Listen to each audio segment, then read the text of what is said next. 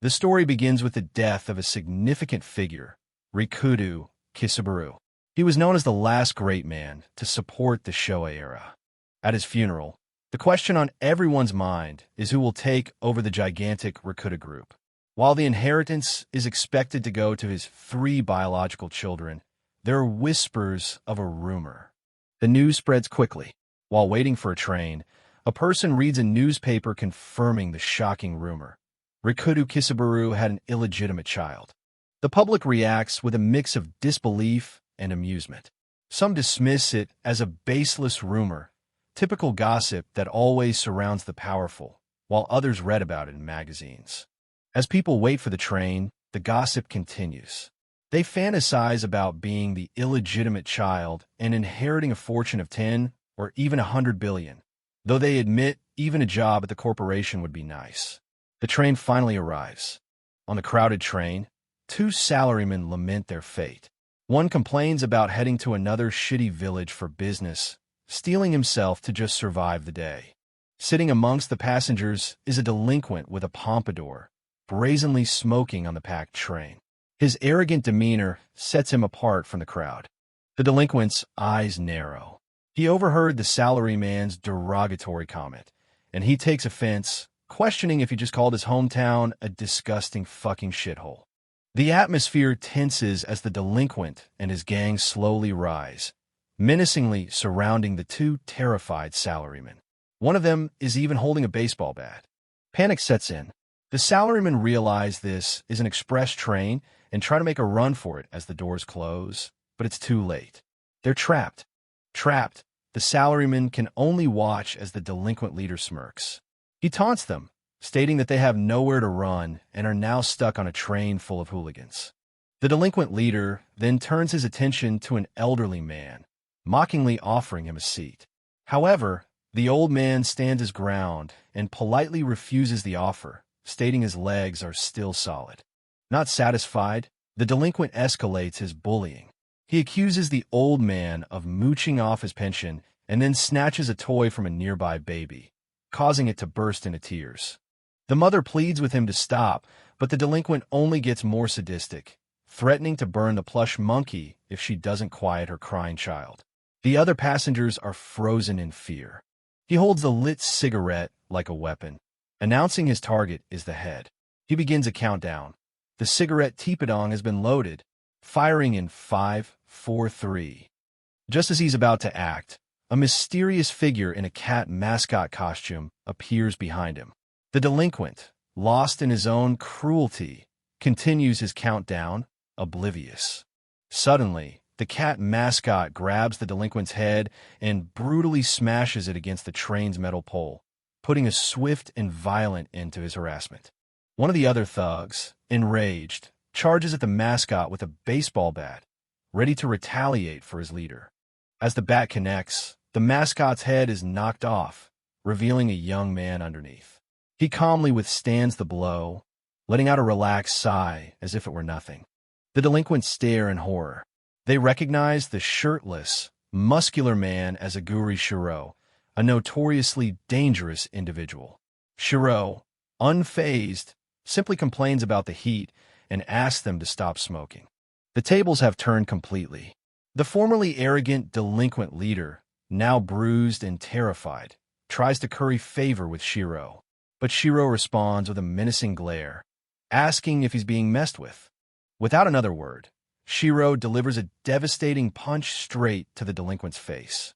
As the delinquent lies bleeding on the floor, Shiro taunts him, asking if he fancies himself a bad boy and pointing out that his crew will be waiting for him when he gets off the train.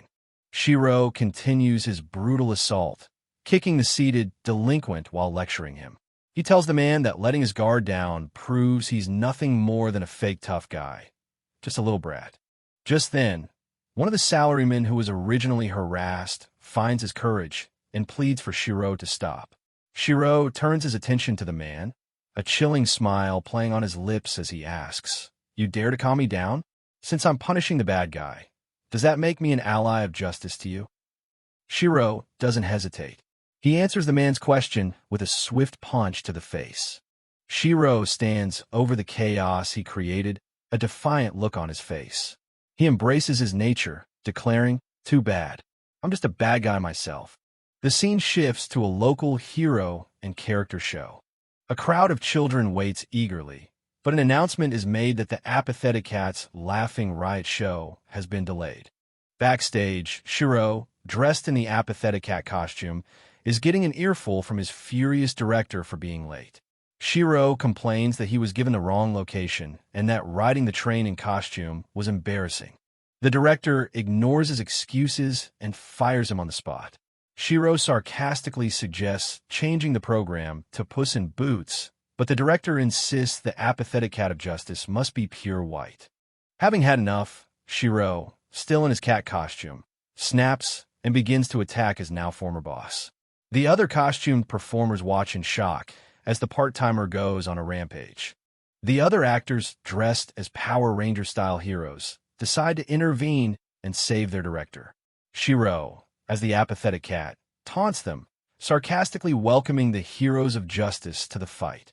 With the cat head now off, Shiro makes quick work of the costumed actors, looking utterly bored as he dismantles the heroes one by one. Shiro laments how boring it is to fight ordinary people. He yearns for a true challenge, wishing a terribly bad guy on the level of God would appear so he could finally enjoy demolishing someone. The children in the audience, completely unaware of the real violence, cheer wildly, thinking the hero show has finally started. They chant for the half-cat to be beaten up, while Shiro stands amidst the defeated actors, still pondering if a real challenge will ever appear. Later that night, Shiro walks down the street carrying the mascot head. He reflects on being let go by the police and wishes he had parents to sign for his release. He looks down at the cat head, a remnant of his chaotic day, and wonders to himself why he even bothered taking it with him. His senses suddenly flare. Shiro instinctively dodges as a bottle flies past his head, shattering against the brick wall behind him. Two thugs on a scooter speed away, yelling that they'll kill a Guri someday. Shiro calmly analyzes the attack, noting they used weak carbonic acid instead of something deadly like sulfuric acid, mocking their amateur attempt. Shiro sits down for a meal at a diner, placing the cat head on the stool next to him. On the TV, a news report details how the Nikkei stock value has plummeted following the death of Rikudo Kisaburo. The report gives a brief history of the late tycoon, explaining how he returned from the front lines and started a small transportation company that he grew into the massive Rikudo Group, a financial conglomerate that supported the entire Showa period's economy. As Shiro eats, another strange news story airs. At a local kindergarten, a huge decapitated cat head has been found. The threats against him are becoming more direct. On a nearby wall, graffiti explicitly calls for his death with messages like "Aguri die and I'll kill you." Arriving home, Shiro notes new graffiti on his building's wall, wondering if his house has become some kind of tourist attraction for hooligans. His thoughts are cut short when he notices a silhouette in his room's window. Instead of taking the stairs, Shiro opts for a more direct approach, deciding to climb up the building's exterior to reach his apartment. Peering through the window, he sees his messy, empty room. He's impressed that someone had the guts to come here and looks forward to seeing the intruder's face. Before entering, Shiro checks his primitive security system. He notes that the tripwire is untouched and the razor blade under the doorknob is clean. That's why he doesn't bother locking the door. He opens it and calmly asks, Who are you?" Inside, an impeccably dressed elderly gentleman is kneeling politely in the center of the room, waiting for him with a calm, composed expression. Shiro questions how a weak old man could have possibly gotten into his second-floor apartment. The man simply states that the front door was open, so he came in to wait. Shiro is skeptical until the man presents his business card. A flicker of recognition crosses Shiro's face as he realizes it's the same old man from the train. The card identifies the visitor as Nico Chukiki, a counselor for the Rikudo group. Nico Chukic gets straight to the point, confirming that he represents the Rikudo group. He addresses Shiro, stating that the news must have reached him. His dear father, Rikudo Kisaburo, has passed away. Shiro scoffs at the term "dear father." He coldly states that he has no memory of ever having a father. He elaborates, however, that he does remember a man named Kisaburo who would occasionally visit when he was a child living with his mother. A flashback shows a memory of this unpleasant bastard. A young, dirt-stained Shiro looks up at the intimidating figure of Kisaburo, who has just noticed an ant crawling up his knee. Kisaburo looks down at the ant between his fingers. He gives the young Shiro a chilling order. Kill all of the ants in this garden. Don't leave a single one alive. Back in the present, Chukic asks what became of the ants. Shiro dismisses the memory, telling the old man to stop asking pointless questions and get to the real reason for his visit, assuming it's about the inheritance. Chukic clarifies that the purpose of his visit isn't for Shiro to receive any inheritance. Instead, he presents a document titled Inheritance Disclaimer. He asks Shiro, as the illegitimate child, to sign the legally binding document and disclaim all inheritance left to him by Rikudo Kisaburo. Shiro is visibly shocked by the audacity of the request to simply give up everything. Shiro quickly deduces that Kisaburu's legitimate children don't want to share their fortune with an unknown child. Chukic simply says he needs a signature and denies that the other children want anything from him.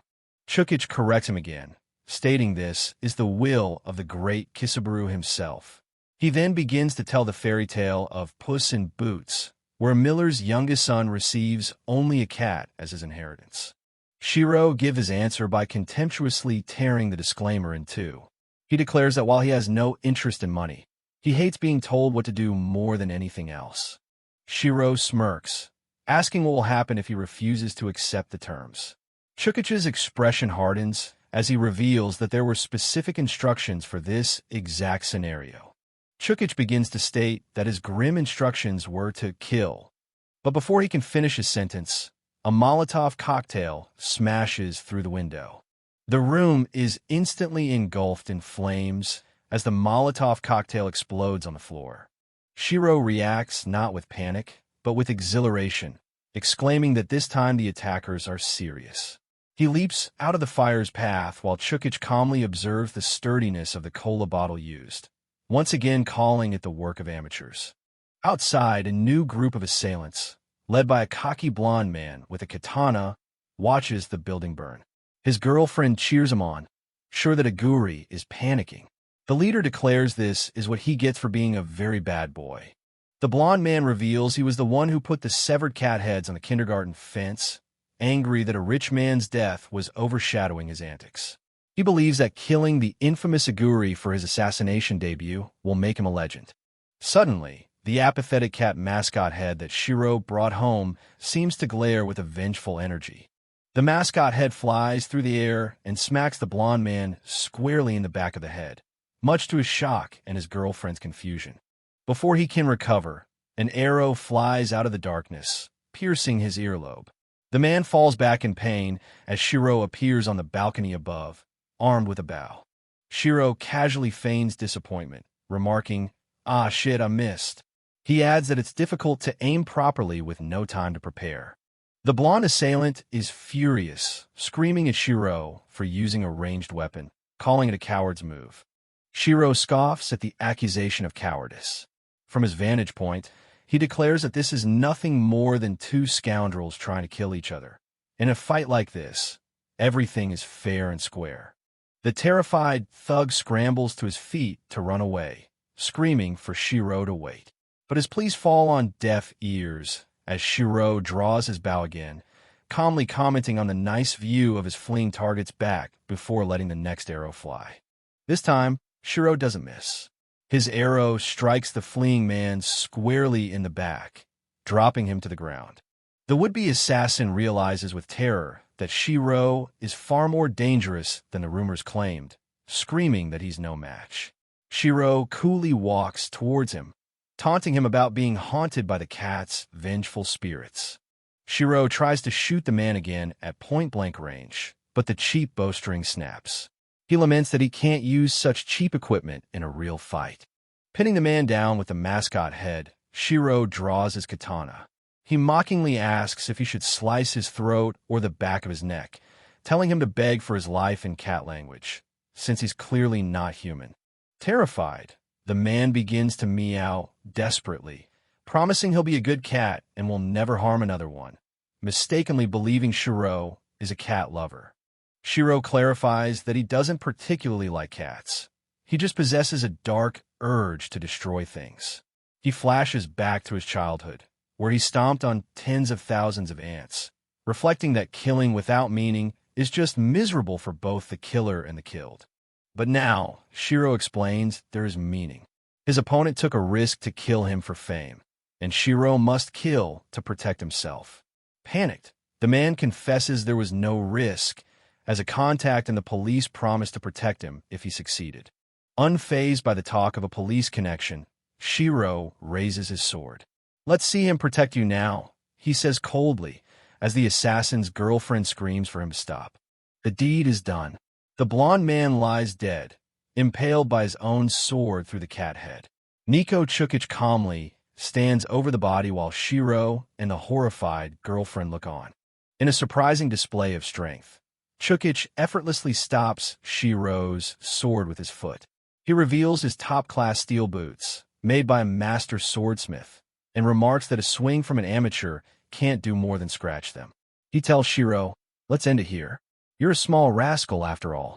Chukic offers to dispose of the bodies and ensure the incident is covered up, proposing they settle the inheritance disclaimer later.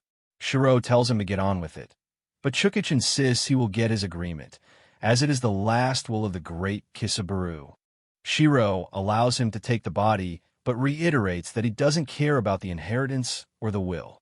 Chukic then reveals a hidden connection, recounting how he was once ordered by Kisaburu to look after a little boy whose feet were covered in wounds from stepping on ants. The flashback continues, showing a younger Chukic tending to the infected wounds on young Shiro's feet, telling him they need to be disinfected. Chukic asks the boy why he's killing ants. Shiro explains that he must kill them all, or that guy, Kisabu, won't come back, and his mother gets lonely. He dismisses using insecticide as a coward's method. With tears in his eyes, the young Shiro explains his twisted logic. He doesn't want to kill them, but if he has to kill the bad insects, he must become a bad insect too. Otherwise, it would be unfair. Back in the present, as Chukic carries the bodies away, he tells Shiro that he sees he is still stepping on ants, as if he took his father's last words to heart and continues to protect his will. Shiro angrily tells him to stop. Shiro furiously states he smashed everything that bothered him out of his own will, not for his father.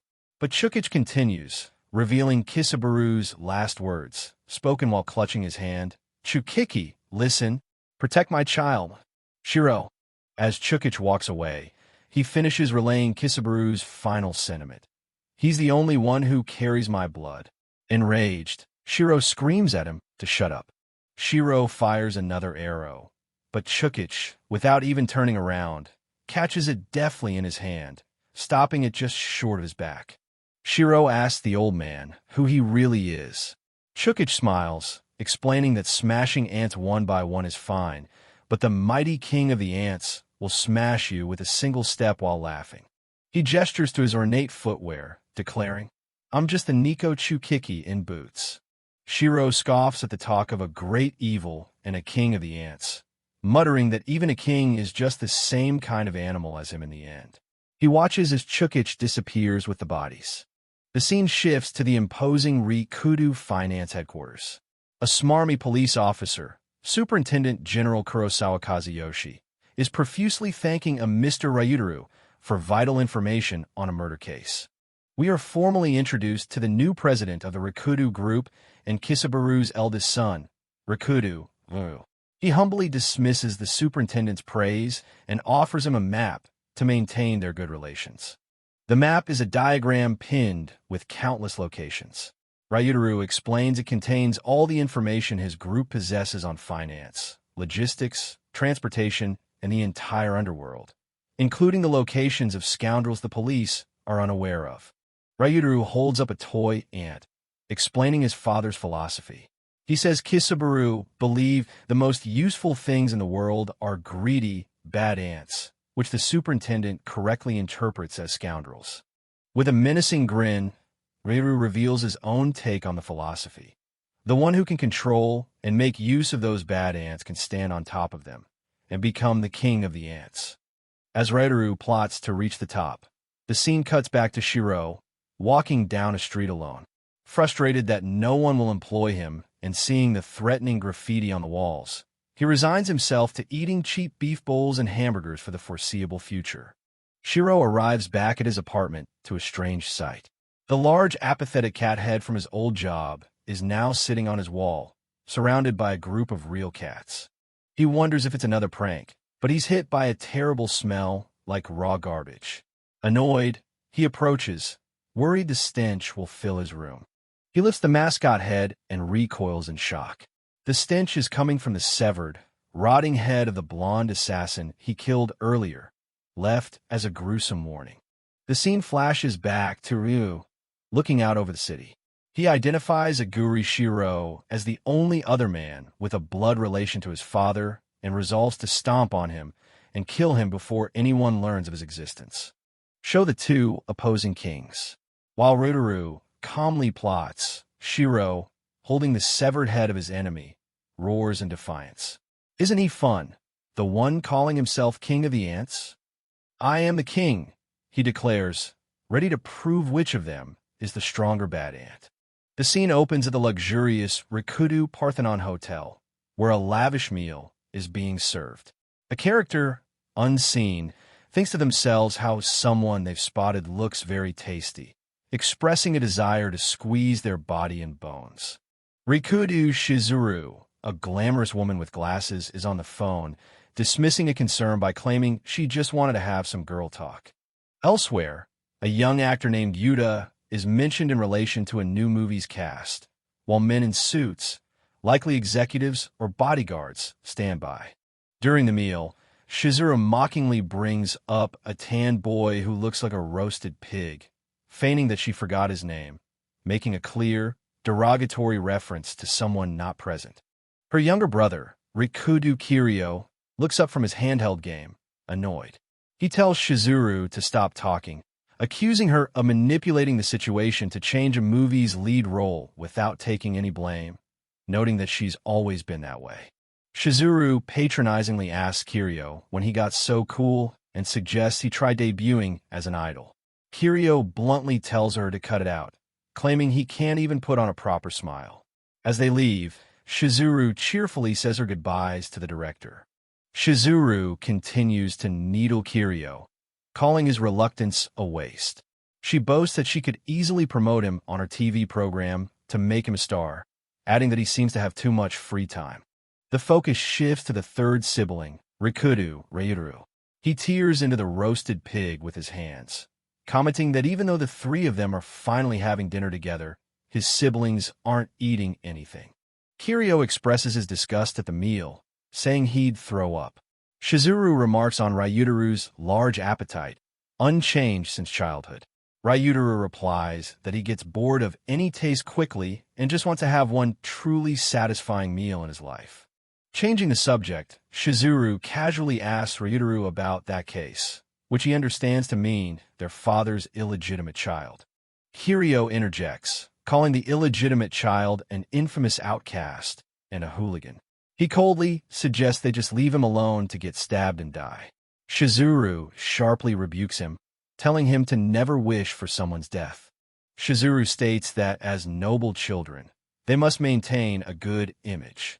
She proposes they be polite and simply label the illegitimate child as unwelcome.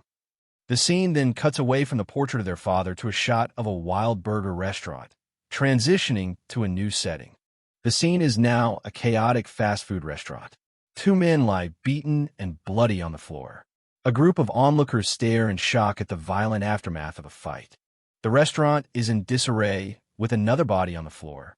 The crowd identifies the culprit as a regular troublemaker, who is seen sitting calmly at a table amidst the chaos. A close-up reveals the man, calmly eating a burger.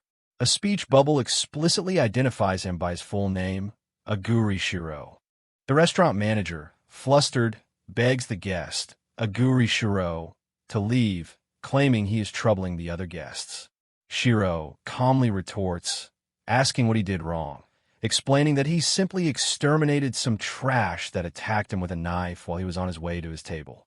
A young employee watches in awe, amazed that Shiro took down 2 armed men with single strikes. The manager, however, explodes in anger, screaming that Shiro's very existence is like stinky, raw garbage that attracts filthy shit flies to his restaurant. Shiro stands up, a grin on his face. He mockingly repeats the manager's words. Flies swarm around garbage. Clearly amused by the insult. Shiro leans in, suggesting a cuter way to put it would be energetic little ants get attracted to sweet sugar. He then turns the manager's insult back on him, stating that if you call someone garbage, you're nothing but garbage yourself. With a menacing look, Shiro picks up a heavy metal bar, warning the terrified manager and onlookers that raw garbage is flammable and catches on fire quite easily. Shiro swings the heavy object with incredible force, smashing it down. He then calmly spits out a piece of food, his eyes cold and focused. The manager lies terrified on the ground as a boot steps near him, showing that Shiro's attack was a display of power rather than a direct assault on the man. The scene shifts to a different confrontation. A young man, presumably a part-timer, has another boy pinned to the floor. The boy on the ground, who resembles Shiro, smiles sadistically and compliments his attacker's martial arts skills, noting with amusement that he can't move. A close-up shows the attacker panting heavily, his face a mixture of exertion and shock as he tries to keep his opponent pinned down. The boy on the ground continues to taunt his attacker, telling him it's all right to pound his face and sarcastically asking if he'll get a raise for knocking him out. The attacker grits his teeth, trembling under the strain and psychological pressure. But in a shocking reversal, the attacker is suddenly on his knees, begging for forgiveness. Shiro now stands over him, holding a knife to the attacker's neck, revealing he himself was stabbed in the process. Shiro mockingly calls the attacker a scary man, sarcastically explaining that if he hadn't instinctively grabbed the knife and stabbed him during the tackle, his own face would have been smashed in. Continuing the flashback, Aguri Shiro stands up, brushing himself off. He callously tells his defeated opponent that it would have been a nightmare if the man had wet himself while holding him down. He then gives him a cold piece of advice. Next time, knock out the opponent with a single strike instead of tackling. With an intense close-up, Shiro declares that there's no point in practicing martial arts if you can't beat someone with it. He then turns and walks away, telling the stunned onlookers that he'll be back. The scene returns to the present, where a group of delinquents discuss the incident. They identify the man as Aguri, the most wicked guy in the entire prefecture, confirming that no one can beat him, with or without weapons. They recall that the other fighter, a Japanese sword-wielding freak named Pero, was aiming for Aguri's head, but had the tables turned and was never seen again. The conversation delves deeper into Aguri's past. They bring up a notorious bully known as Skinner Hagi, Hagiwara, who was known for skinning his opponent's arms with a knife. 3 years ago, he went after Aguri, who was just a middle school student at the time. Aguri snatched Hagiwara's knife and brutally skinned his head in return. The story of Hagiwara concludes. Since his hair couldn't grow back over the scars, he inherited his family's temple and is now a monk. The panel shows a reformed Hagiwara, now bald and bearing the scars on his scalp, welcoming a new, frightened delinquent who wants to join the temple to stop his own violent lifestyle. The delinquent confesses his terror to the monk, Hagiwara. He explains that he recently encountered Aguri Shiro on a train and is now too afraid to leave his house or go to school. Even a mere sight of a cat sends him into a screaming panic. A flashback within the story shows why he is so terrified. Aguri, for some bizarre reason dressed as a cat, had beaten him so severely that he felt like he had met the granny of death from the Sanzu River 20 times over. The scene shows the terrified man praying to Aguri for forgiveness, while his friend yells at him to pray to a deity instead of the demon-possessed man. The narrator concludes that this is a well-known story among lowlives who have been half-killed by Aguri. The narration concludes the legend of Aguri. For some reason, The lowlives who get stepped on by that demon seem to get reborn. The imagery depicts a powerful, godlike figure stepping on a defeated soul. The scene abruptly shifts to a gritty gym at night, where two men are locked in a grappling hold on the floor. One man taunts the other, who is identified as Sakamizu. He heard that Sakamizu recently lost a fight out on the streets. The taunting continues as the gym owner berates Sakamizu for losing to an amateur in public after getting stabbed, blaming him for the gym's lack of new members. Another gym member with a mohawk suggests the lack of new members is because the owner is too hard on them, pointing out the current abuse of Sakamizu as an example. Sakamizu lies on a bench, looking dejected. The gym owner callously kicks Sakamizu, who has apparently wet himself from the stress or pain, and orders someone to throw him out. Just then, his phone rings, and he identifies himself as Iwayoshi. Iwayoshi answers the phone, addressing the caller as Mr. Kitsune. He eagerly asks if the call is about work. Iwayoshi expresses relief, saying Kitsune is a lifesaver as the gym's finances are grim. Meanwhile, Kitsune gives instructions about a meeting place involving someone named Gong. A former sumo champion is also seen, asking not to be called by his old stage name. The scene shifts to Roppongi at night, outside a club ominously named Ant Colony. A man in a suit, likely Kitsune, is told the target is inside the VIP room. He's then confronted by two large men in sunglasses. A group of thugs armed with baseball bats approaches, asking if a certain pretty boy actor is inside. Another thug is shown getting violent with someone, yelling insults. One of the hooded figures swiftly and brutally strikes a thug with a weapon, displaying professional and deadly efficiency. The man in the suit notes that the strike was nothing like the powerful open-hand punch of a sumo champion, implying a different, more precise kind of deadliness. A business card is shown before the scene cuts. Now in a car, the sophisticated fixer, Kitsune, answers his phone. Kitsune speaks with his client, asking if they secured the target, who should be in the VIP room. He teases the client about their old name, Shadow Rock, before confirming the target was secured quickly. It's implied this client is one of the Rikudo siblings. The client, looking over a scene of two women in a VIP lounge, confirms they understand the instructions. The scene now focuses on the humiliated fighter, Sakamizu, who has been given a new task. He's on the phone with his employer, looking down at a brutally beaten actor on the floor. Sakamizu confirms the mission details he's receiving. Inspire him to change profession, but not kill him, is it? This is clearly a test of his resolve. The voice on the phone gives the final cold-blooded clarification. Break his arm. The terrified actor on the floor screams that he just got a part in a big movie, but his pleas are useless as the man standing over him prepares to carry out the brutal order without hesitation. The scene continues with Sakamizu in the car with his new employers. One of them asks if he knows why they brought him along for a job like this, noting it's his first time. Sakamizu quietly answers, "No." The man tells Sakamizu it's because he's one of us. He calls Sakamizu a precious one, reminding him that it's been exactly 1 year since he joined the gym, and he was the only newbie who endured the brutal training without running away. The man acknowledges Sakamizu has skills and guts, but lacks crucial resolve. He reminds Sakamizu of his own words, "I don't want to be bullied by hooligans anymore." He challenges him, asking how much longer he plans on letting hooligans make him cry. In the present, watching the actor get tortured, Sakamizu remembers this and makes his decision. Resolved, Sakamizu's hands are shown as he contemplates his task.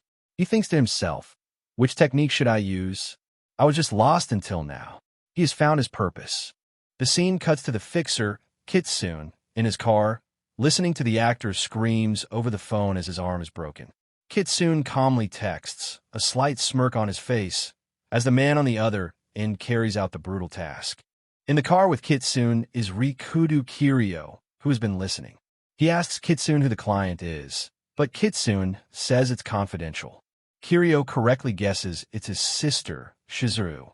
Kitsune, identifying himself as the leader of the Rikudo group's secret service, confirms he would do anything for his lord, even abduction or confinement. Kitsune adds that in the case of murder, he'd have to think it over depending on the target, implying there are lines even he might not cross. Kiryu, still playing his game, then looks up with a serious expression. With intense focus, Kiryu tells Kitsune, "There's a guy I want killed." The scene then cuts to a wide shot of the city, leaving the request hanging in the air. A news report is shown. A movie called Everlasting Summer Skier was planned for release, but the main actor, Mr. Ishikuro Kinta, stepped down after being caught in an intoxicated incident. He was immediately replaced by the hopeful Kizurasa Yuta. The new actor, Kizurasa Yuta, is shown on TV, beaming. He gushes about how the director told him his collarbone was his most charming feature. Watching this, Aguri Shiro, who is lounging nearby, can only comment, "What an idiot." The scene finds Aguri Shiro lying on the edge of a public fountain, complaining that he's starving. Shiro gets up annoyed. He complains that even though he's been practically sleeping in a public area, not a single hoodlum has shown up for him to shake down for money. He wonders why a cute woman can't show up instead. As if on cue, the old Rikudo representative from before appears, holding out a fan of rice balls. He tells Shiro, "Have this, I made it myself." The representative proudly lists the flavors of the rice balls: katsuobushi, kombu, and salmon. Shiro, however, reacts with comical disgust and annoyance, shouting, "Who cares?" Shiro correctly guesses the representative is back about the inheritance disclaimer. The old man confirms this, holding out the document and asking Mr. Shiro to sign it. Shiro refuses, stating he doesn't care about the inheritance and that he's not taking orders from anyone, referencing the police lecture he got over the severed head left at his place. The representative warns Shiro that threatening his boss is a death wish, explaining that a man with so much power could kill him instantly, with no warning, like a child stepping on an ant. Suddenly, Shiro agrees. "Okay," he says simply. The representative is glad to hear it. Shiro declares it's time to bid farewell to his worthless, everyday life, which he has honestly gotten sick of. Shiro explains his reasoning. The guys who came after him before always had an air of pretense. Once he cornered them, they would all start crying and apologizing. He continues his monologue, stating that it's not just hooligans, but all people with power, authority, or money. They have no problems stepping on the weak, but when faced with true danger, they beg not to be killed. He finds it pathetic and feels nothing when dealing with such small fry. With a look of intense desire, Shiro proclaims what he's truly looking for: an opponent who enjoys giving and taking life as much as he does. A big shot worthy of killing. Having made his decision to enter the fray, Shiro turns to the representative and says, "So I'll be looking forward to this one." He walks off, leaving the old man behind as the scene transitions to a city overpass.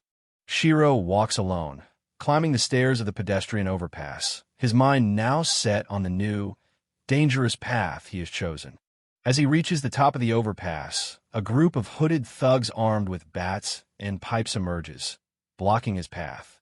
The leader, Sakamizu, asks, "Are you Aguri?"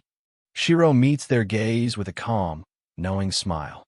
Shiro looks up, his gaze locking onto the hooded figure of Sakamizu, who stands at the forefront of the gang, ready to strike with a baseball bat. From an overhead view, the ambush is complete as Shiro is surrounded on the overpass by Sakamizu's crew.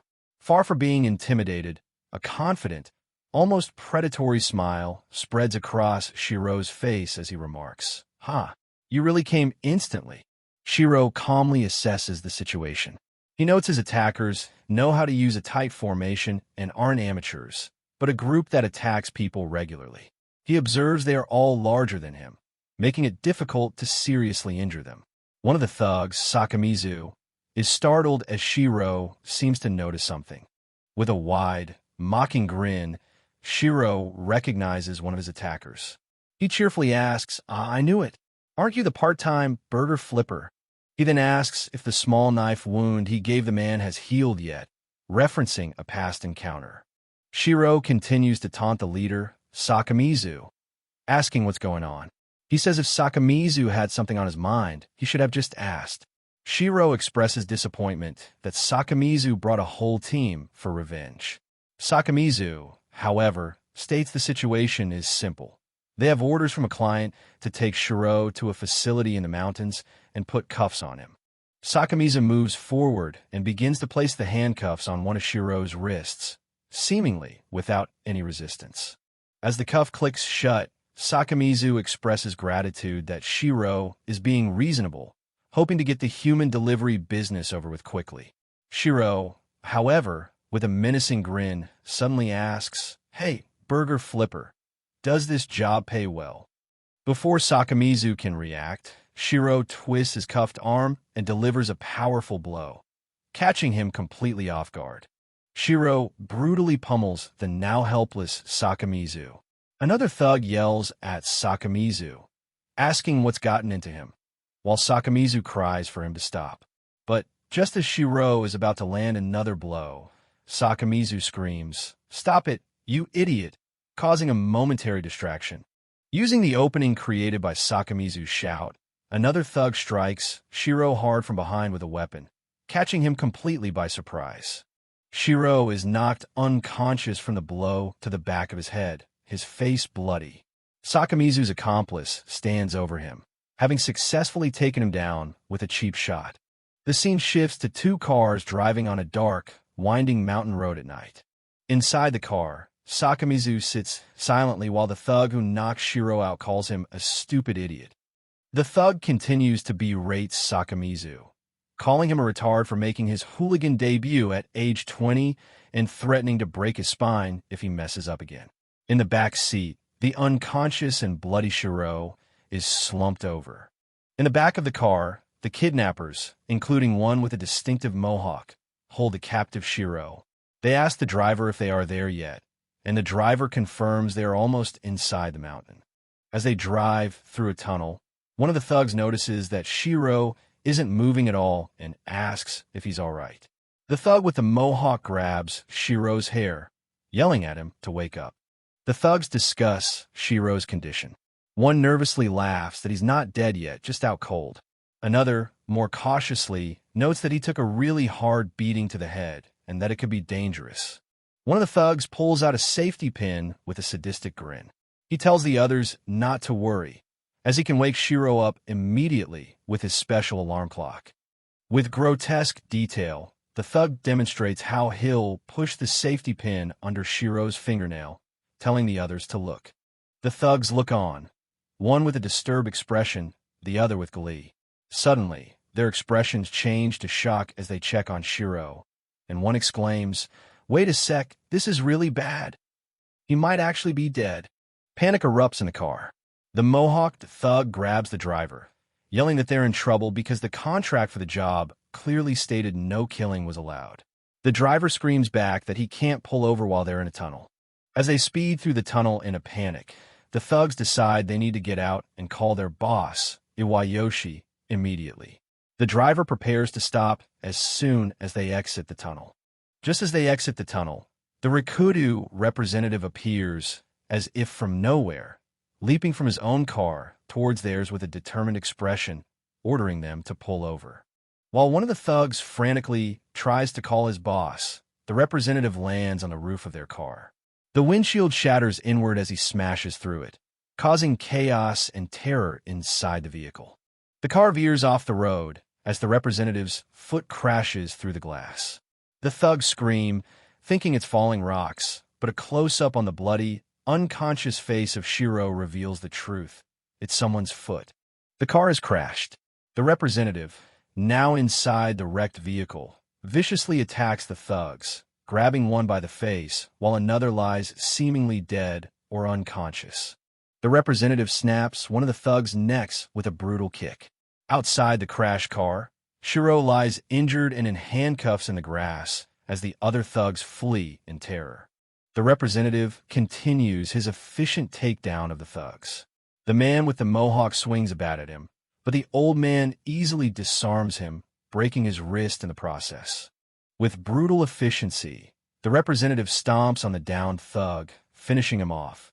Another thug manages to flee the scene, cursing the shitty old man as he escapes into the woods. Aguri Shiro, now conscious, gets to his feet and angrily confronts his rescuer. He calls the representative a violent pensioner, complaining that the rescue was way too over the top and that he could have been killed.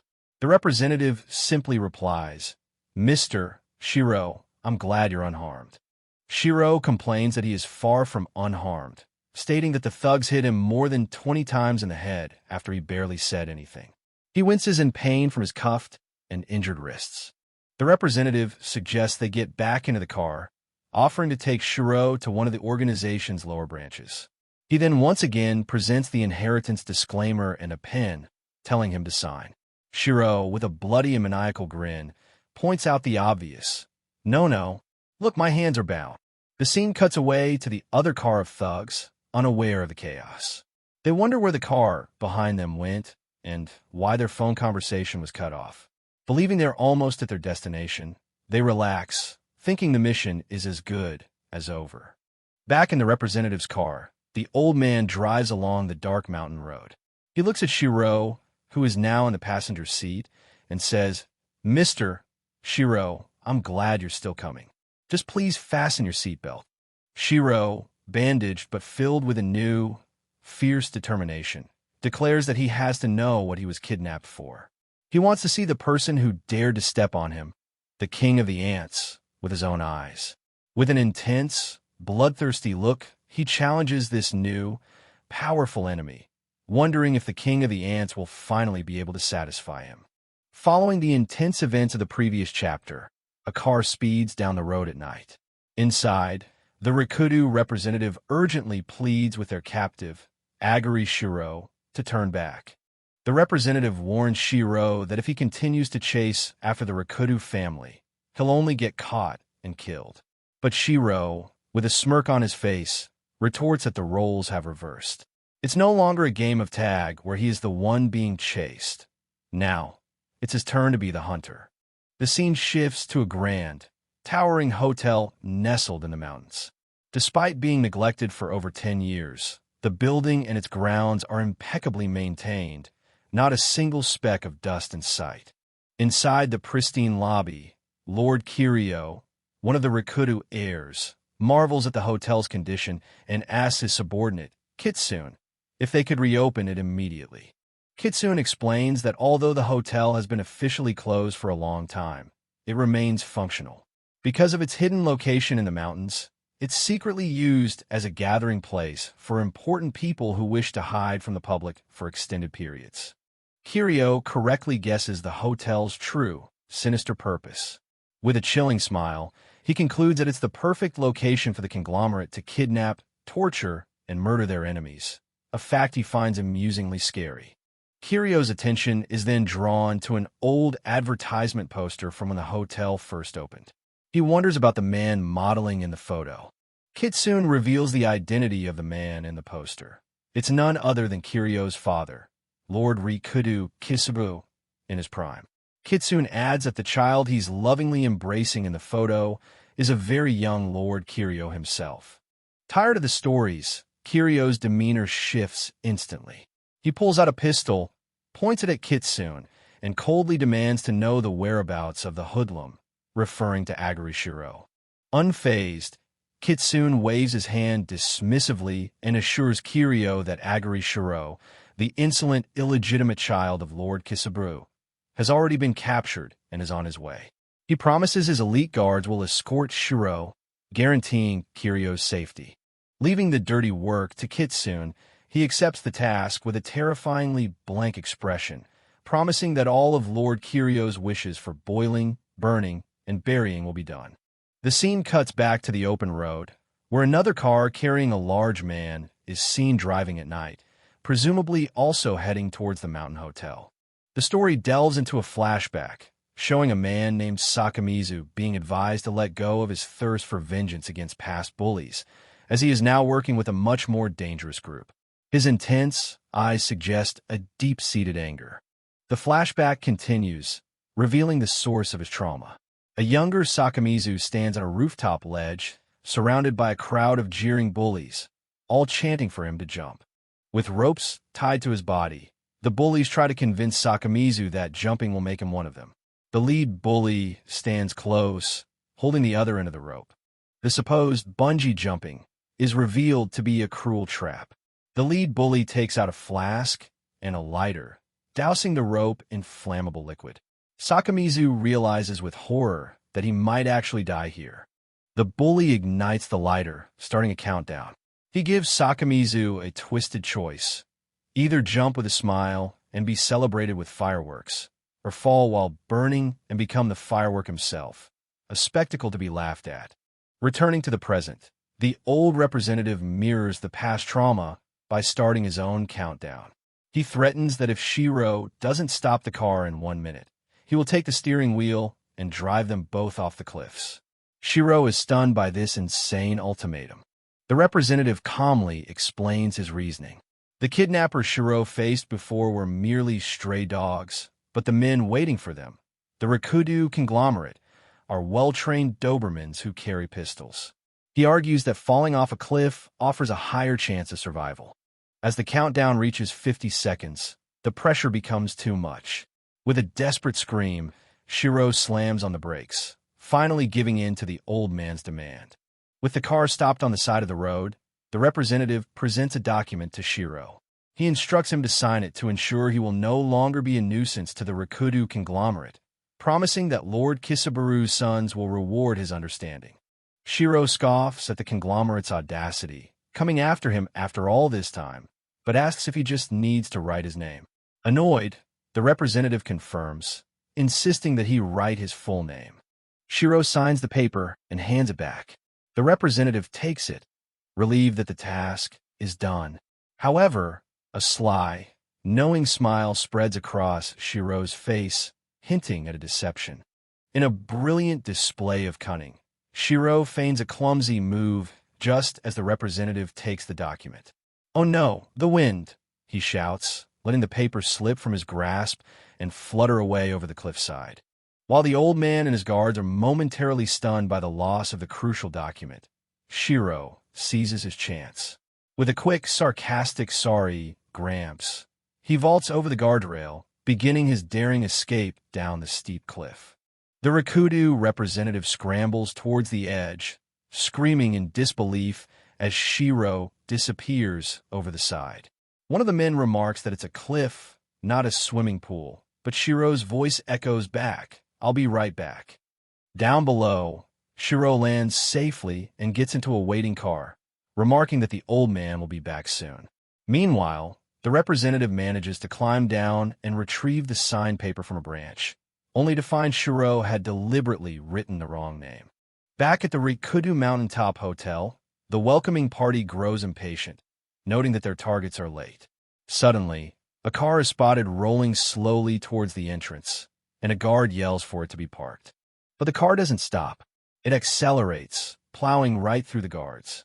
The head thug, Nico Tsukichi, stares in wide-eyed shock, cursing the idiotic driver as his men are sent flying.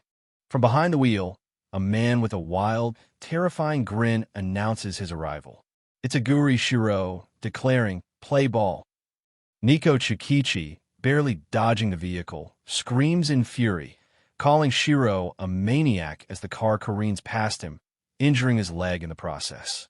Despite his injury, the enraged Nico Tsukichi gets to his feet and roars, challenging Shiro to a direct confrontation. "Come at me. Bring it on." The fight is over in an instant. Shiro, having exited the vehicle, brutally slams Nico's head into the car's hood, leaving a dent. Nico collapses, spitting blood and admitting defeat. As Shiro deals with the other thugs, they express shock at his strength. They ask if he was a sumo wrestler, to which Shiro confirms he held the highest rank. He mockingly chastises the now-defeated Nico for ganging up on him with a metal bat. Without a moment's hesitation, Shiro delivers a swift, powerful blow to another one of the guards, sending him reeling. Standing over his fallen opponent, Shiro states with cold finality that he's not just some small-time gangster. Whoever messes with him is messing with a demon. With the guards taken care of, Shiro, still in handcuffs, crouches down and begins to search them, wondering where he can find the keys for his cuffs and, more importantly, their boss. Just then, another thug appears, enraged to see Shiro over his defeated brother. He yells at the hooligan to back off, but Shiro barely gives him a glance, sarcastically apologizing for having forgotten about him. Driven into a frenzy by Shiro's mockery, the thug pulls out a knife and lunges forward, screaming, "Don't make fun of me." Shiro calmly taunts him, even turning his back to offer a free shot. He correctly guesses the thug's backstory, that he practiced martial arts so he wouldn't lose to hooligans. The thug realizes that to beat a monster like Shiro, he has to become even worse. Shiro continues to belittle him, saying he doesn't have the talent for it. As the thug lunges, Shiro grabs his arm, declaring it's time for the fireworks, a chilling callback to the bully from his past. Shiro effortlessly slams the thug's face into the side of the car, shattering his nose. He looks down on the defeated man, stating that a place like the world of outlaws is not for the likes of him. In a display of pure brutality, Shiro grabs the thug and violently throws him off the elevated driveway, leaving him to fall amongst the other defeated bodies below. The thug, battered and broken, can only whimper for help and surrender. Shiro looks on, unimpressed by his pathetic pleas. Shiro delivers a final, chilling lecture. He tells the man he's been lucky so far, only meeting kind outlaws. But the real world of outlaws is nothing like petty sports. You can't just bail whenever you want. A brief flashback shows Sakamizu's past bullies mocking him for crying and pissing himself, deciding he's too pathetic to bother with. This memory contrasts sharply with the cityscape, highlighting how far he's come from that moment of weakness. High above the brutal scene, Lord Kiryu, Kitsune, and their men emerge onto a balcony. Kitsune smiles, looking down at the carnage Shiro has wrought, and calls it a beautiful sight. They're on the top floor, at the open-air bath where Kiryu's father's poster was photographed. Kitsune playfully asks if Kiryu wants his back washed, but Kiryu, revealing his obsession with cleanliness, sternly tells him to stop joking. Kiryu explains the source of his misophobia. Due to a disease, he was raised in a sterile room from a very young age. Now, the mere thought of bathing in water that an unknown person has touched makes him feel faint. He elaborates that because of his disease, he has difficulty letting anyone, even his own family, touch him. Kitsune, however, offers to gently wash his knees, suggesting that it might be acceptable if it's someone he trusts, hinting at their uniquely close and unsettling relationship. Kiryu continues, showing a family photo of his father with his other two siblings. He explains that due to his illness and isolation, the family albums are full of pictures of his father and siblings, but there isn't a single one with him in it, leaving him with no memories of his father. He reveals he spent around 10 years hospitalized in complete isolation. During that lonely time, his only connection to the outside world and his father was the very same hotel advertisement poster, which he had stuck to the ceiling above his bed and stared at all day, every day. With tears in his eyes, he looks back at the image of his father's muscular back and admits that, to him, that man was his one and only father, even if they weren't connected by blood. Kiryu finds it strange. Even though he's finally standing in this important place, the sight of what should have been a precious memory with his father, he can't remember being here at all. Kitsune dismisses it, saying it can't be helped with childhood memories. Just then, one of the thugs from the brawl earlier arrives, dragging a hooded and handcuffed figure. He announces to Master Kitsune that he has finally arrived. The thug presents his captive, Aguri Shiro. Kitsune, noting he's alone, asks where his partner Awashi is. The thug explains that Shiro caused a car accident and the rest of the men were seriously injured and had to be taken to the hospital. Kiryu casually looks over Shiro's file, noting he is 17 years old, the same age as him. He mockingly wonders what Shiro ate to become such a rascal and orders the bag to be removed from his head for identification. When the hood is removed, Kiryu and Kitsune are taken aback. Shiro's face is a swollen, bloody pulp from the fight. Kiryu exclaims in disgust and frustration that his face is so wrecked, he can't possibly identify him. The guards warn Lord Kiryu not to get too close, but he scoffs at them, calling them absolute amateurs. He confidently states that it's all right since Shiro is completely exhausted and poses no threat. Kiryu presses the barrel of his gun against the seemingly defeated Shiro's head and taunts him, asking, "Are you really Aguri Shiro?" Below, a flashback shows Shiro casually drinking, suggesting this might all be an act. In a sudden, explosive movement, Shiro twists around, disarming Kiryu and seizing the gun for himself. Before anyone can react, he has turned the tables completely. As they struggle, the gun accidentally discharges, hitting one of Kiryu's guards in the neck. Kiryu's eyes widen in pure terror at the sudden and deadly turn of events. Shiro now holds the screaming Kiryu in a chokehold, pressing the gun to his head. The prince has become a human shield, and his elite guards are frozen in place. With the situation under his control, Shiro looks down at the guards surrounding them and declares victory in their little game. "Got you finally. I win at tag." Kitsune stares in disbelief, realizing his mistake. He thought Shiro was just a kid who had walked into a trap with no means of escape, so he had let his guard down. The guards hesitate, afraid of hitting Kiryu. Shiro mocks Kiryu's girlish looks and his complaints about being touched. Kitsune tries to reason that Shiro is trapped, but Shiro reveals a trump card, a withead explosive, threatening to blow them all up.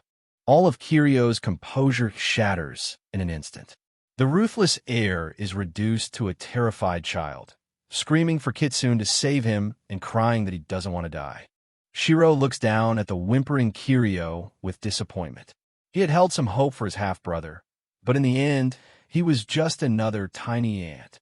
As he holds Kiryu, Shiro glances out at the sprawling city lights.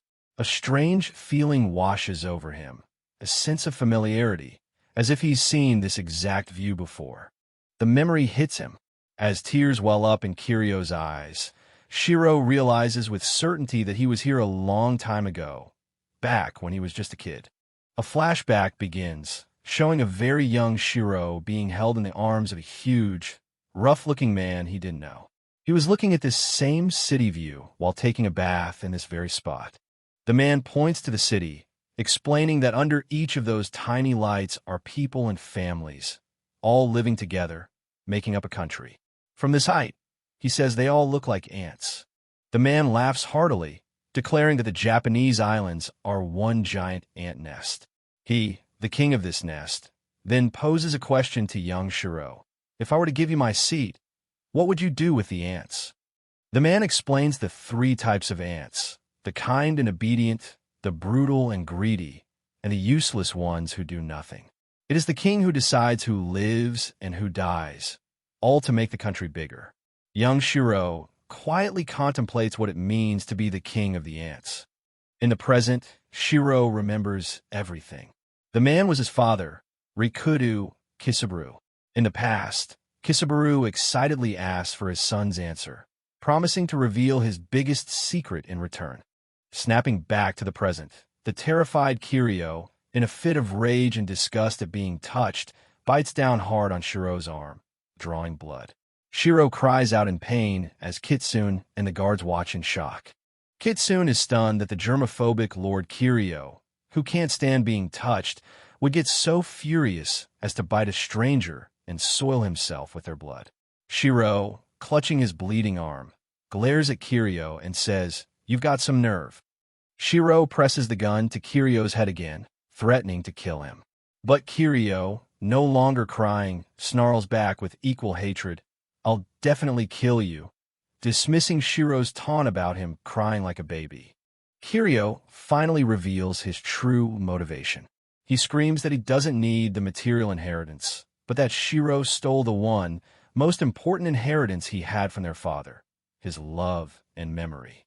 With tears streaming down his face, Kiryu asks if Shiro could possibly understand how it feels to long for a father you've never even had the chance to see. His voice cracks as he begs Shiro to at least let him have their stepfather to himself in heaven. Hearing this, a profound shift occurs. A single tear of rage falls from Shiro's eye. He declares that he is the only one who will watch over their stepfather's legacy and makes a vow. He will kill Kiryu, his brother, and his sister. Suddenly, Shiro breaks into laughter.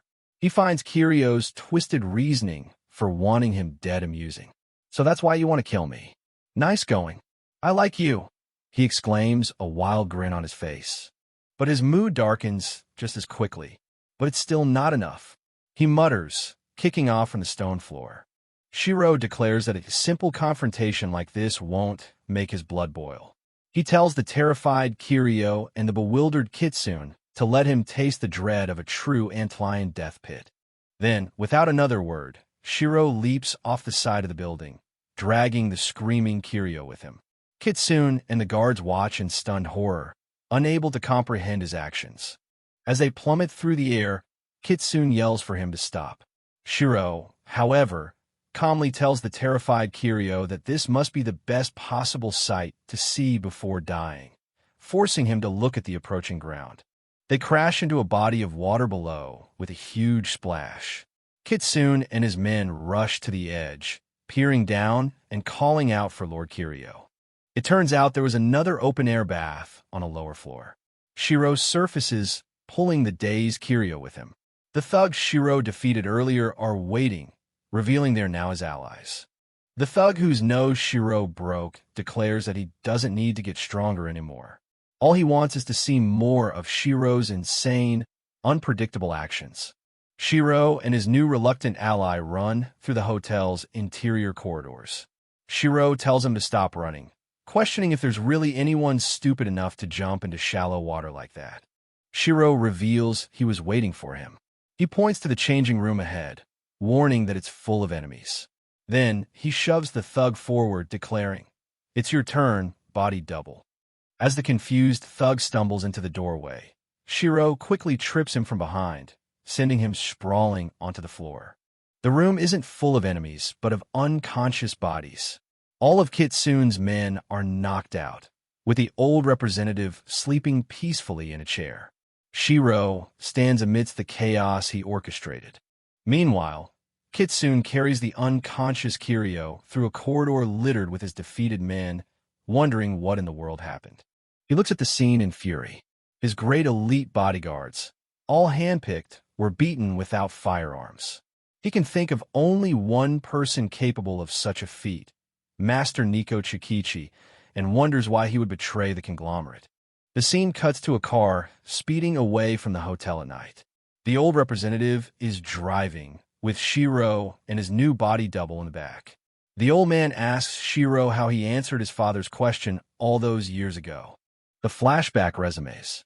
Young Shiro gives his answer, "I don't want to be something like a king. I want to be an ant who defeats the king." He explains his logic. He hates self-important guys who call themselves kings. So, he will befriend the bad ants, gather them into a brutal and cunning army, and go to war to shut them up. His father, Kisaburo, is stunned and then amused by the bold declaration. Kisaburo erupts in booming laughter, calling the answer brilliant. He makes young Shiro promise to come and defeat him one day. In return, he reveals his secret, a special view if he climbs the rocks and looks down. The secret, comically, was the women's bath below. Back in the present, Shiro dismisses his father as an idiot of a man. The old representative, Nico Tsukichi, looks on and smiles, remarking that despite it all, it seems the two of them had fun, seeing the same spirit in Shiro as he saw in his old master. The old representative, Nico Tsukichi, muses to himself about the inheritance he is passing on. He compares it to the fairy tale of Puss in Boots, casting himself as the clever cat helping his new master rise to power. Tsukichi holds up the inheritance disclaimer form he had tried to force Shiro to sign earlier. He states that now that Shiro has accepted some inheritance, referring to Tsukichi himself, they won't be needing this document anymore.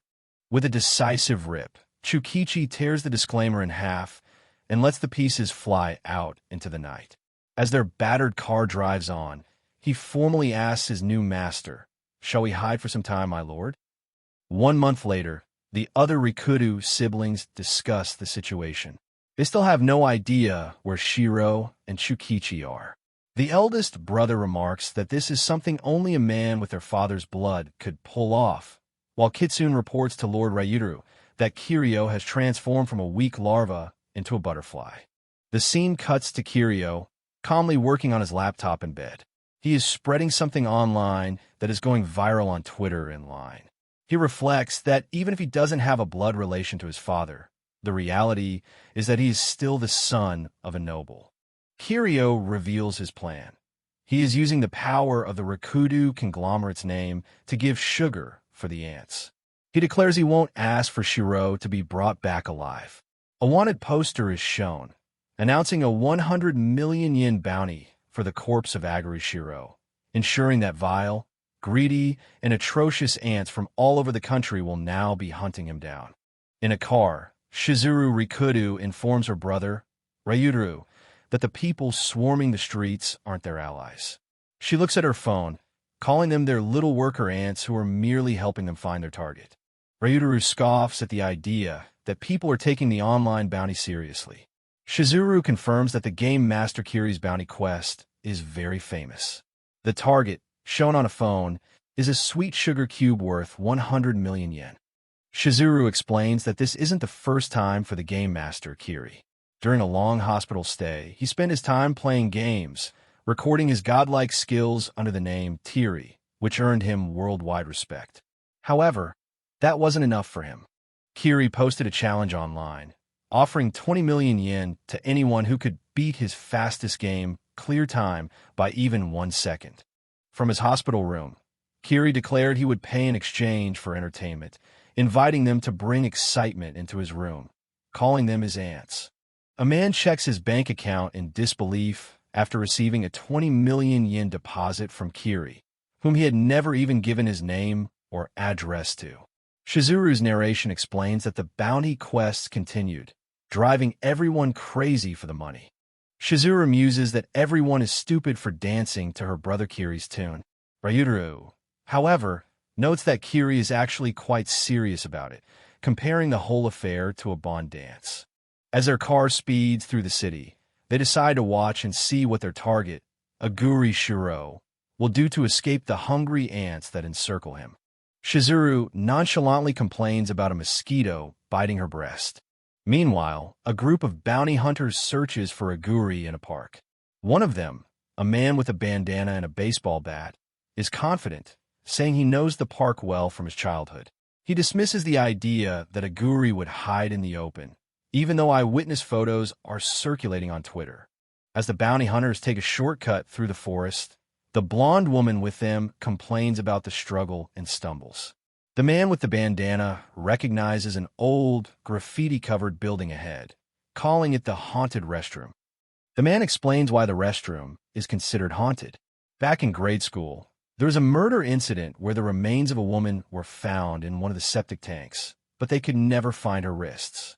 He continues the story, mentioning a rumor that a white hand will emerge from the toilet bowl if you use it.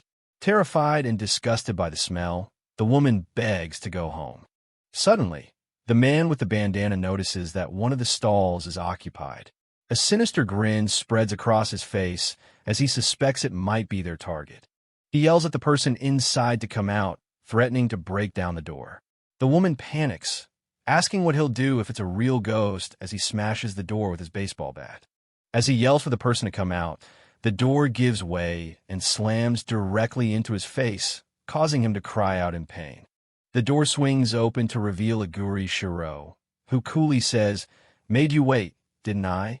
Behind him are his companions, Nico Tsukichi and Sakamizu. Aguri glares down, announcing that the restroom is now free. Looking down from the doorway, the bounty hunters see that there are 3 people inside. The man with the bandana, clutching his face in pain, is taunted by Sakamizu about which urinal he'd prefer. Nico Tsukichi calmly tells the blonde woman to step aside. Aguri complains about the small, stinking place. The woman, terrified, screams and runs out of the restroom.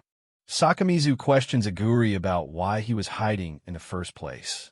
Aguri retorts angrily, asking why he can't just beat up the 50 or 100 guys outside and be done with it. Looking out, they see that the roads surrounding the park are packed with cars, like an open-air festival. Sakamizu warns that if they are seen, They'll be swarmed immediately and shouldn't go outside the park. Sakamizu angrily shoves his phone in Aguri's face, showing a picture of him eating a popsicle that was posted on social media. He blames Aguri entirely for their location being discovered. Aguri argues that he's not a kid and was just trying a new popsicle flavor, even getting a winning stick. Sakamizu, exasperated, questions why they're even in Tokyo if they wanted to run away, pointing out that Aguri's picture is circulating. With a confident grin, Aguri reveals their true purpose. Since Tokyo is the Rikudo conglomerate's home turf, it was obvious they would come here to fight them. As Sakamizu looks on in utter defeat, Aguri turns to Nico Tsukichi and nonchalantly asks him to handle the situation, perhaps by getting a machine gun. Nico Tsukichi calmly tells Aguri not to worry. He asserts that even if the enemies number in the thousands, they won't need a machine gun or a rocket launcher to make them scatter. As Aguri and Sakamizu watch, Nico tells them he'll be done soon and that he's going to wipe his face. He then calmly removes his glasses and begins wiping his face with a handkerchief.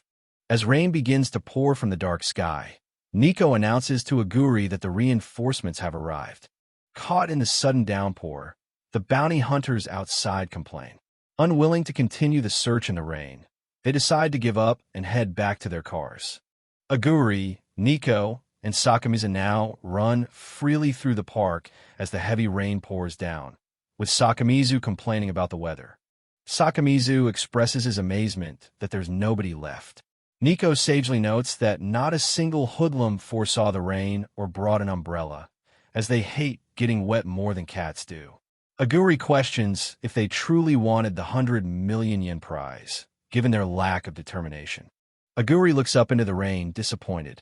He muses that their treasure hunt felt more like a hiking trip and that he'd expected their greed to give them more courage, but he didn't even get to face a single one of them.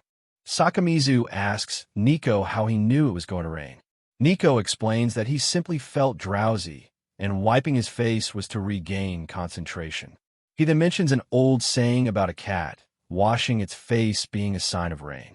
Nico continues his bizarre explanation, stating that many people get drowsy when the atmosphere pressure drops, and he has heightened his sensitivity to it through training. Aguri and Sakamizu are left utterly baffled by his logic. The group decides to use the cover of the rain to escape. As they follow a road toward a floodplain, hoping to be concealed from view, Sakamizu suddenly spots someone walking ahead of them. They see it's a mother and her young child. The boy complains that he's tired and his feet hurt.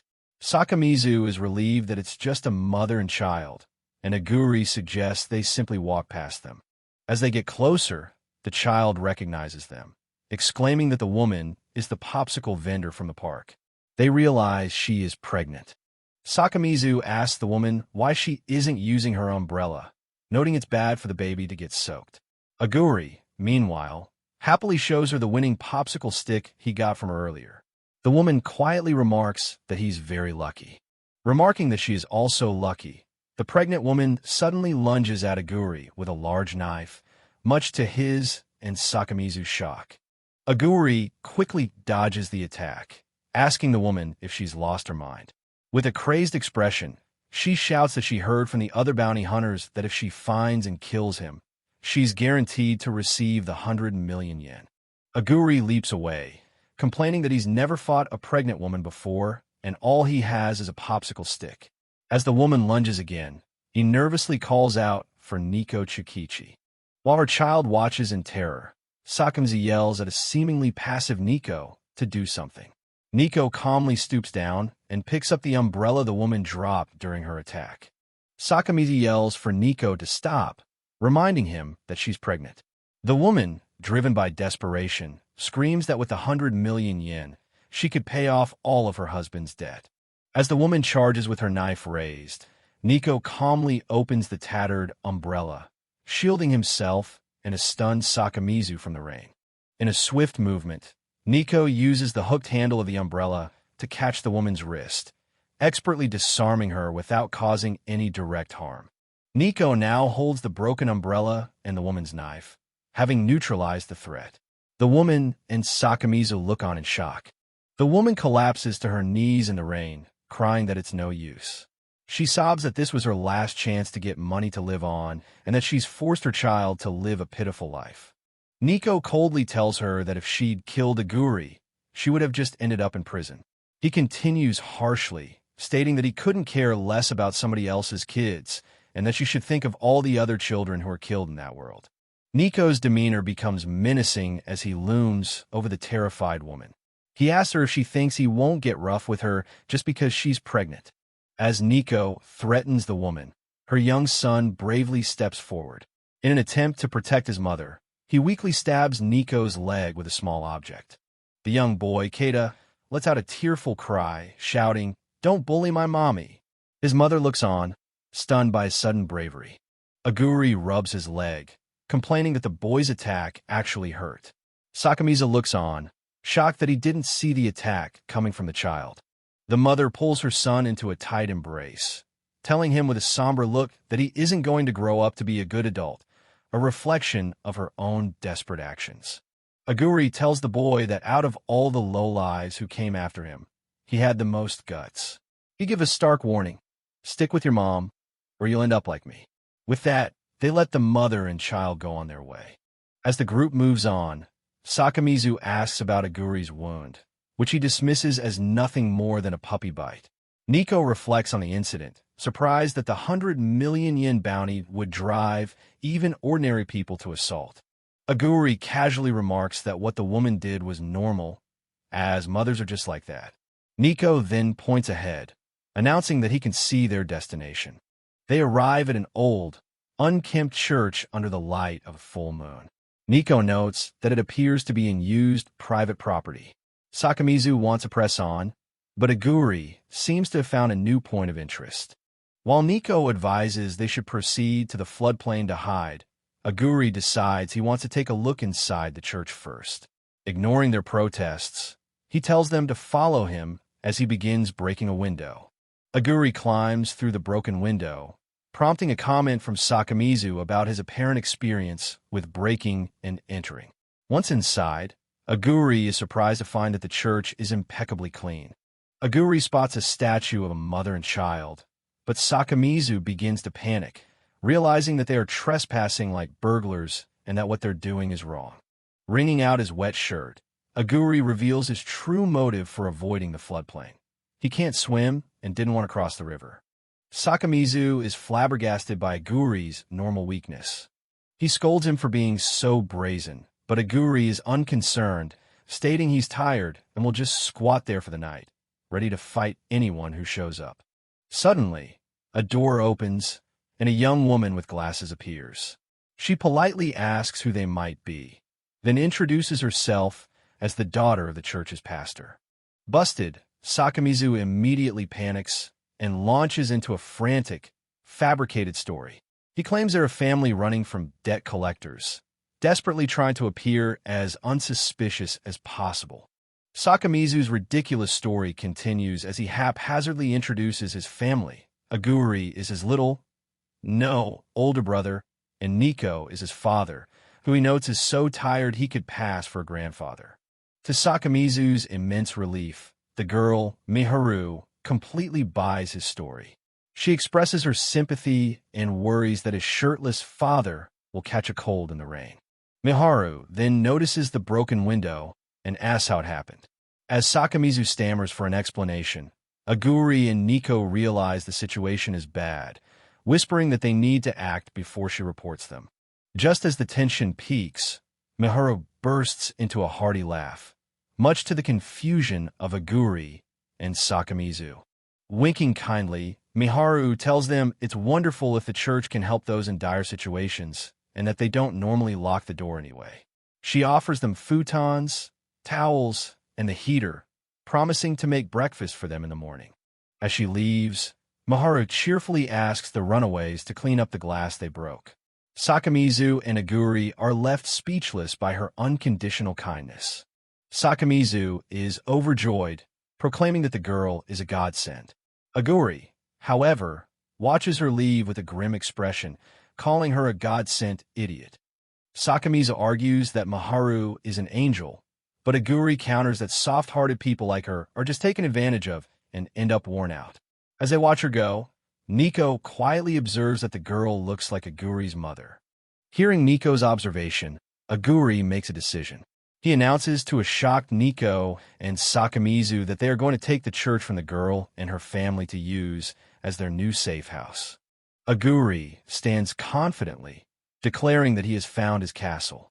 He relishes the irony of a villain scheming in a place closest to God and proclaims they will turn the church into the king of the ants' fortress. The next morning, Sakamizu is seen bathing in the nearby river, joyfully splashing around and exclaiming how amazing the water feels. Sakamizu continues to enjoy his bath, commenting on how great even a river feels. He turns to Aguri, who is huddled at the water's edge, and asks what he's doing. Aguri shouts back that he can't swim and is afraid of getting swept away. Sakamizu mocks him, asking how someone so scared of water plans to defeat the entire Rikudo conglomerate. Aguri retorts that they don't need to fight everyone. They just need to find the top brass, crush them like ants, and claim victory. Horrified by Aguri's lack of a sense of danger, Sakamizu thinks to himself that they should just follow Nico's original advice and flee across the bridge to Kanagawa as fast as they can. Sakamizu sarcastically asks if they should just run all the way to the moon. Aguri, with a grin, tells him to cheer up and to think about the moon. Aguri shares his philosophy, comparing their enemy to the moon. He muses that for countless years, it has watched over humanity, probably daring someone to challenge it. The only way to win is to actually go there and step on it. Back at the church, Nico dries himself off. He reflects that Aguri's ideas are creative, just like his father's, but using the church as a hideout is too risky. He decides he must protect him, even if it costs him his life.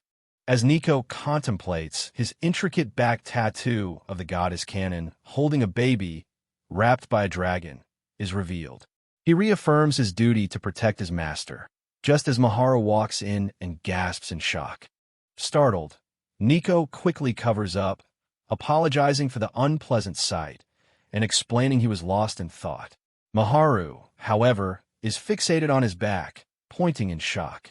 To Nico's surprise, Maharu's shock turns to joy. Crying tears of happiness, she mistakenly assumes his tattoo is a sign of faith, slapping his back and exclaiming that he must be a fellow Christian. Maharu admires the tattoo, calling it beautiful and comparing it to stained glass. She asks if it's the Virgin Mary, but Nico clarifies that it's a depiction of the goddess Cannon.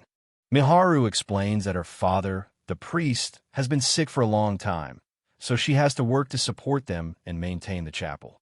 She then proceeds to hang a coat on the statue of Jesus on the cross.